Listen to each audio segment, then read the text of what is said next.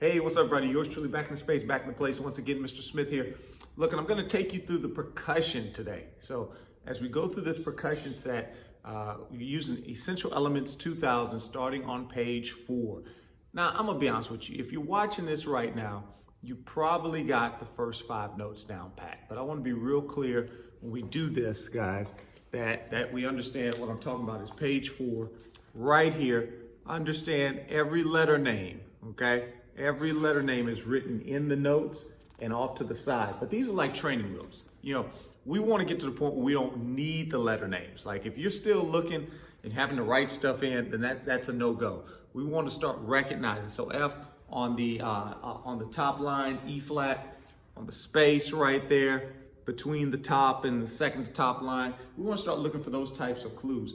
And watch this. We also have the fingering chart here. We got it highlighted so you can see which note is which. Please make sure you're taking time to hit the right F, okay? Make sure you're hitting the right F in the staff. So when we do this thing, F, in this case, it's gonna be one of the higher ones, okay? So when you hear this, matter of fact, they even say it in the book. They'll say, your first note is F. So big thing out. I notice sometimes when we're doing stuff, sometimes students hit the wrong one. Make sure we're hitting this F, okay? That's at the top of the keyboard.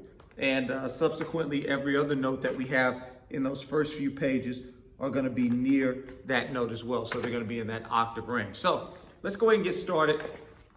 Obviously, if you're playing this, I think we got it. F is right here. E flat. E flat's gonna be that black key, so to speak. So on the piano, it'll be the black key. As you can see right here, it's at the top. It's at the top. So we got E flat right there.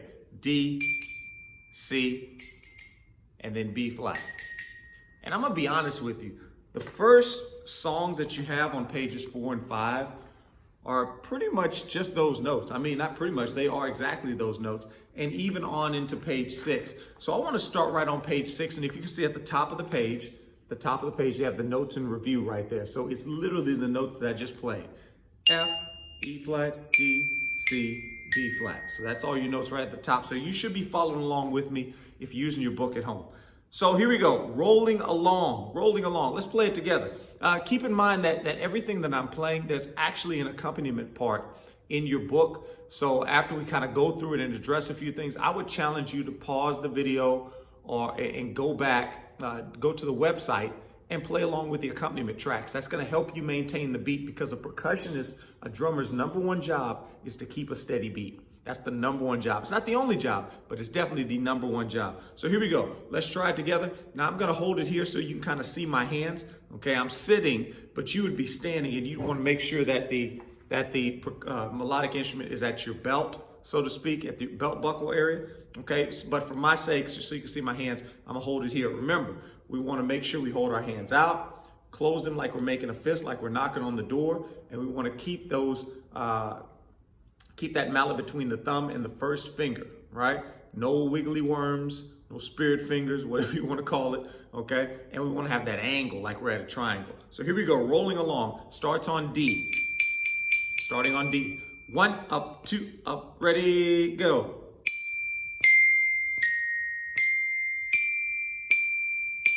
Rest. Rest. Rest.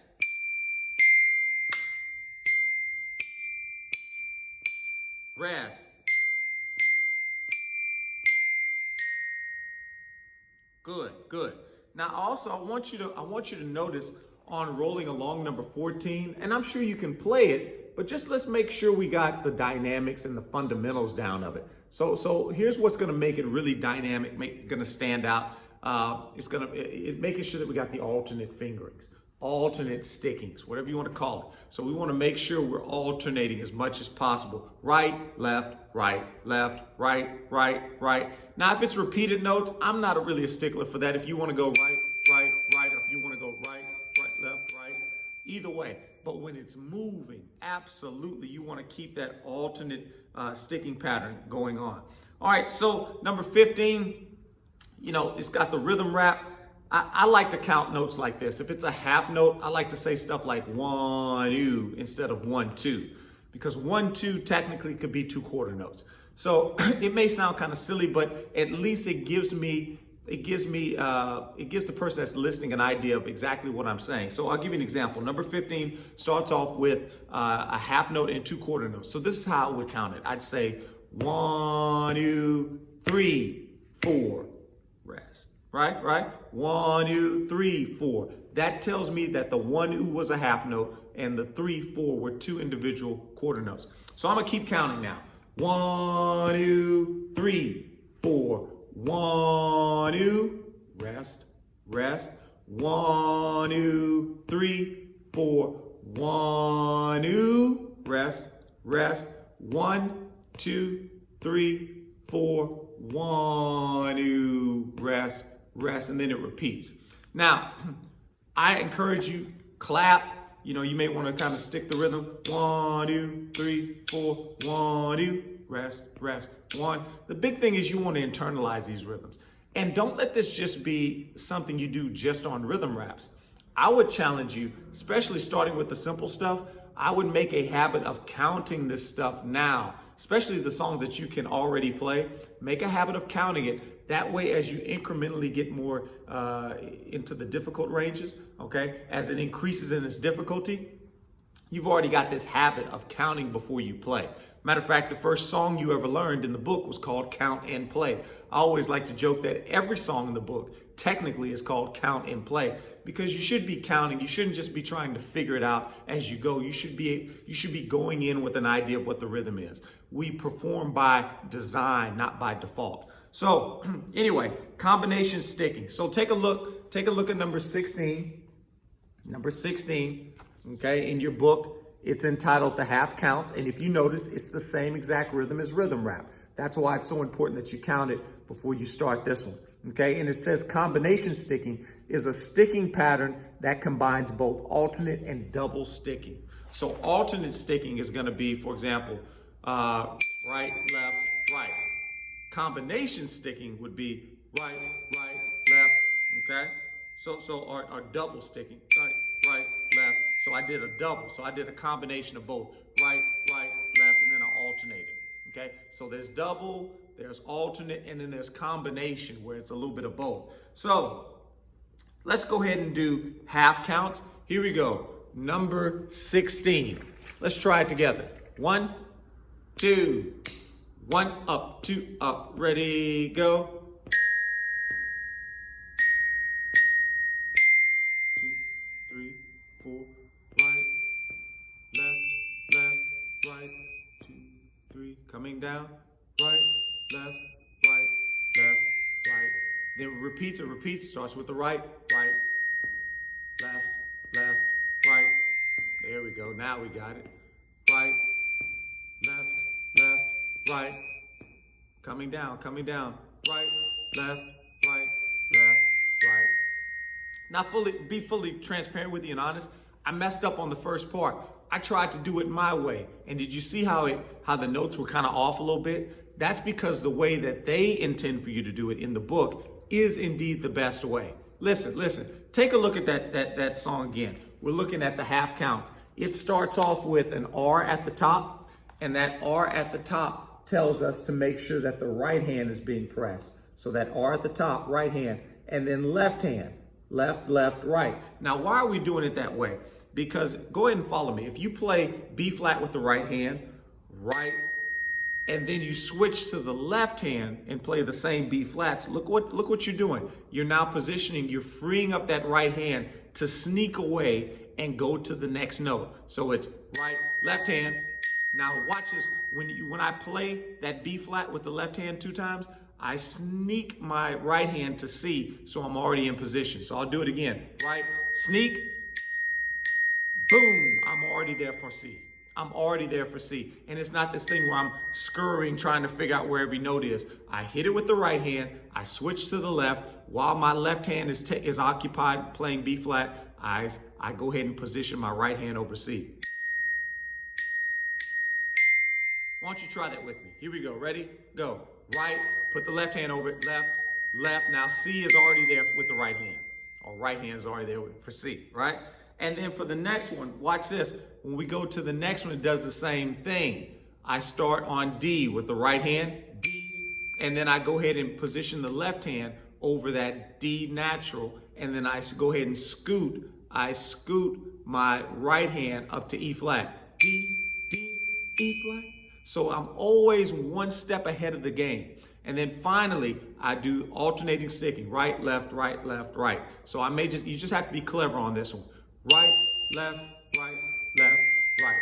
Takes practice, but I know you got it, right? So make sure you're practicing that. Make sure you're doing the correct sticking patterns, because I get it. You can easily go.